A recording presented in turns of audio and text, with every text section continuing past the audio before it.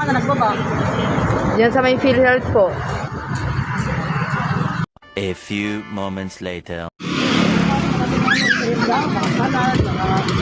Hi mga kasyang! Nag-rush nga ako pumunta ng city noong December 26 para kumuha ng mahalagang dokumento sa PSA. Ayan talagang pinilit kong makahabol. Mula nga sa baryo mga kasyang ay 10 AM ako nakarating ng PSA at dahil wala akong online appointment ay 12 noon pa ako pwedeng pumasok basta may dala lang na national ID.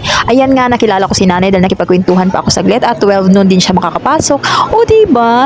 Mag-isa lang ako pumunta maya-maya may nanay na ako. Yan ang kabutihan at advantage ng palabati rin at saka nakikipag-usap ka sa iba. Naglakad nga kami doon sa may unahan ng PSA at may kainan doon. Ayan, sakto lang talaga nadala ko ay pamasahe at pangkain para saktong hindi makulaps sa pagpila. Charot. Ayan, solve na nga kami.